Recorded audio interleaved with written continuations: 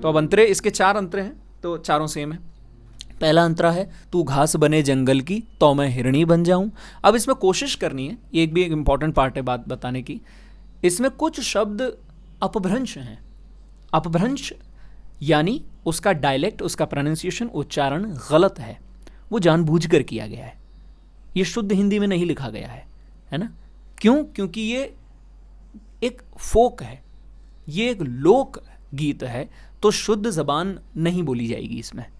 जैसे इसमें तो मैं हिरणी बन जाऊं, हरिणी बन जाऊं, हरिणी लिखा है, इनफैक्ट हिरणी भी नहीं है, हरिणी है ना। और तो नहीं है, तो शुद्ध हिंदी है, तो जो है वो उच्चारण है। तो जैसे होता है ना ब्रिज भाषा, आप कबीर के भजन गाते हैं तो कौन सी शुद्ध हिंदी में होता है वो, है ना। अब वन है कि बन है ये किसको पता है, तो जो जैसा बोला जा रहा है उसको वैसा बोलना, यही लोक परंपरा है, ठीक है। तो उसको वैसे ही गाना है, तभी उसमें वो लहजा आएगा, वरना वो एकदम शुद्ध लगेगा, वो हिंदी की कविता लगने लगेगी, वो है नहीं कविता, वो भजन है, वो सूफी है, तो उसमें थोड़ी सी अशुद्धता। जैसे पंजाबी में बोलेंगे पाचा, तो अब वो पाचा नहीं होता है, वो बादशाह होता है। शब्द क्या है उर्दू का? बादशाह, यानी वो शाह, वो राजा जो बदलेगा, जो बदल सकता है। यही बादशाह वर्ड का मतलब है, बाद यानी बाद में आएगा, तो वो शाह बदल सकता है, फिक्स नहीं है, इसीलिए उसको बादशाह कहते हैं कि ये किसी के बाद आया था, अब इसके बाद भी कोई आएगा। लेकिन पंजाबी में बोलेंगे तो पातशाह, है ना। तो अब ये पातशाह क्या, वो वर्ड तो ओरिजिनल नहीं है, but accent you need to, आपको वो लहजा रखना बहुत ज़रूरी होता है, अशुद्ध हो भले ही चलेगा, ठीक है, तो वो रखिएगा, तो ये गीत में वो रस आएगा।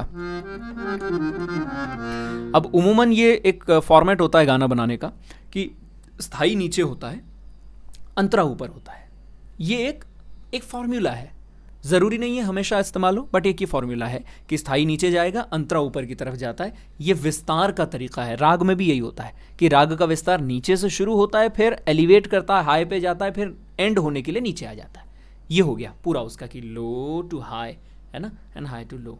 और यही कोई भी एक्सरसाइज करेंगे तो भी यही होता है, आप वार्म अप करते हैं पहले धीरे धीरे धीरे धीरे, then you increase the speed, फिर उसमें जोश आता है, एनर्जी आती है, देन जब वो चीज़ खत्म होती है तो उसका ये ग्राफ बनता है पूरा। यही राग में भी होता है, ठीक है। तो अब इसका अंतरा देखेंगे, तू सा से ही शुरू होता है, तू सा घास बने। अब ये एक अलंकार है जो मैंने आपको सिखाया हुआ भी है, जो आपकी पीडीएफ्स में है। पहला बेसिक बल लीपिंग के बाद आप देखेंगे तो गमक का अलंकार है। गमक के अलंकार में ये पैटर्न चलता है, सारे रे ग ग म म प प द ध नि नि सा नि नि द ध प प म म ग ग रे रे सा।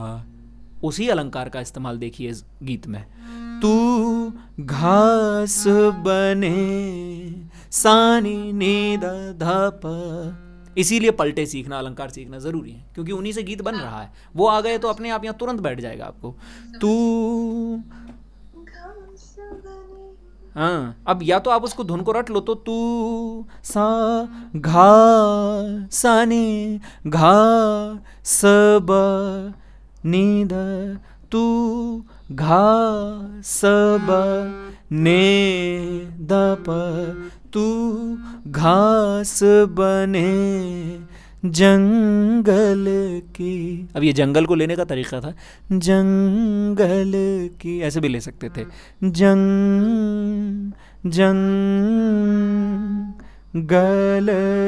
की, या फिर जंगल की, पसनी सा गल, जंगल की, जंगल की,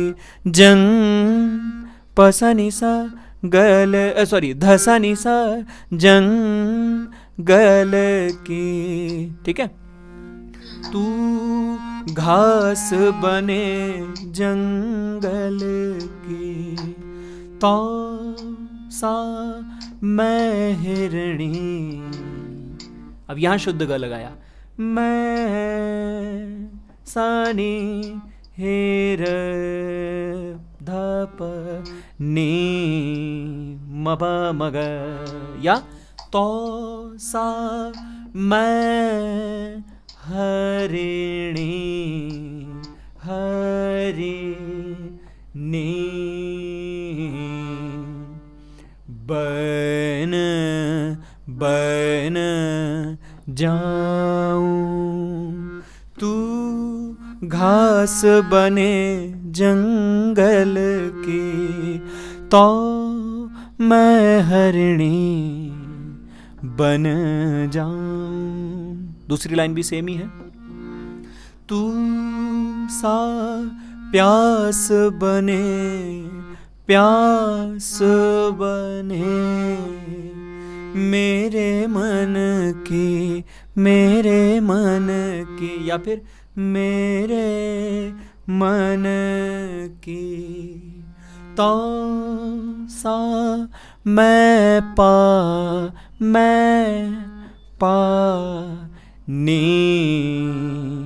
बन जाऊं। फिर आखिरी लाइन वो वैसी ही है जैसी तेरे नाम की सौदा गलियन में, सेम धुन है।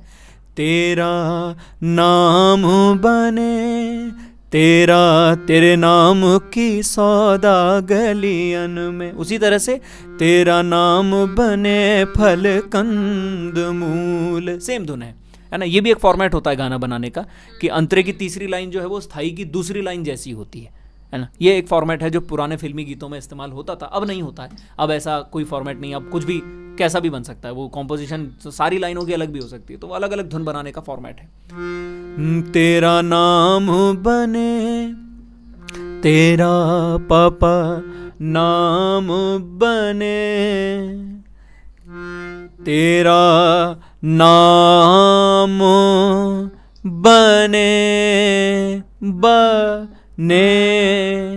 फल पध कंद मूल, कंद मूल, तेरा नाम बने फल कंद मूल, मैं खाऊं पिया, खाऊं पिया, मैं खाऊं पिया, मैं खाऊं पिया, बन जाऊं पिया,